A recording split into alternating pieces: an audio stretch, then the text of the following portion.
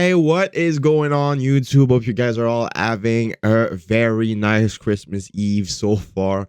So today we're here to make a video talking about Nick Suzuki, captain of the Montreal Canadiens.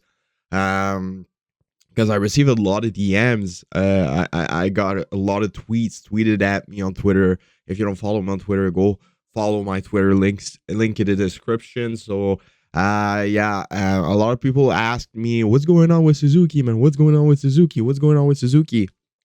I opened my TV this morning. They were talking about it at RDS. Nick Suzuki, at the moment, in his last 8 games, has 1 goal, 1 assist, -5. So he went really downhill over the last 10 games.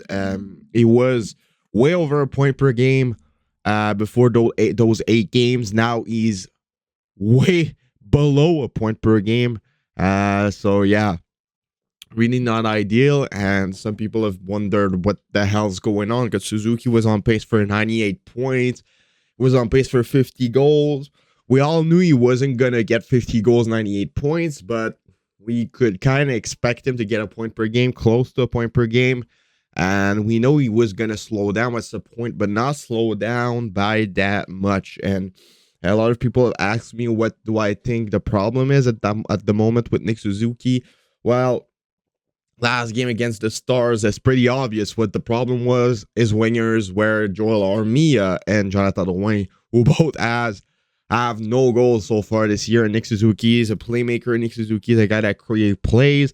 And when you play with wingers that are not able to finish your plays and are not able to get out their comfort zone, it's really hard for a center like Nick Suzuki to perform. So I did not really get the move from St. Louis to put Armia and Drouin with Suzuki. But I think the problem is at the moment is that Sean Monahan is injured. I think that with Sean Monahan being the second line center at the beginning of the season until he got injured was really helping Nick Suzuki out to get out there and play more an offensive game. Now he's not playing bad. He's just not getting the points. He's better than a lot of the players on the Canadiens to cut passes in the neutral zone, to make breakout passes. He's good, but he's just not getting the points. And he's getting unlucky with the goals he's getting scored when he's on the ice. A lot of power play goals because he's playing on the PK as well. He's playing on power play on the PK, and he's playing 23 minutes a night. And it's even worse since Sean Monahan is injured. And I think that's the main reason why Suzuki hasn't been able to perform, because there's nobody behind him able to get out there, shut down the other team, get some points, kind of have a 1-2 punch down the middle. And Sean Monahan was really helping Nick Suzuki a bit, like Philippe Danault was doing when he was with the Canadiens. And yeah, that's why Anze Kopitar with the Kings is doing so well, because he has Philippe Danault behind him. And you kind of have to get a top 6 center, a second line center that's going to help the first line center to be as free as he can. So yeah, that's one of the reasons why I thought that they were going to get Shane Wright in the latest draft. I was convinced before the draft that they were going to draft Shane Wright to get a 1-2 punch down the middle.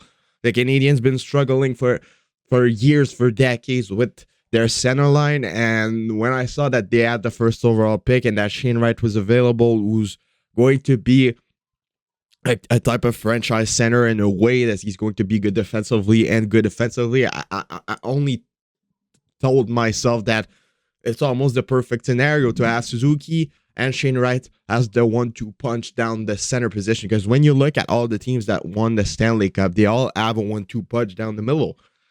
McKinnon at Kadri, Stamkos has Point. Like every NHL teams that are going to the Stanley Cup have a 1-2 punch down the middle. And the Canadiens right now, since Monahan is injured, have no centers that are capable of getting top 6 minutes other than Nick Suzuki. And that situation makes it really difficult for him. And on top of that, he's getting overused. He's playing more than half the power plays, half the PKs. He's always on the ice at 5-on-5. He's playing like 23, 22 minutes a night. He's getting tired. You can see slow him down. He's not as fast as he was at the beginning of the season. So yeah, The Canadiens will need to get a second line center in the near future for the team. Since I don't think that Sean Monahan is going to stay with the club for a long time. I think he's going to get traded at the trade deadline for a first round pick. So, yeah, definitely the reason why Suzuki hasn't been performing well since Sean Monahan got injured, because he's just a lone nine down the middle that is capable of taking top 6 minutes.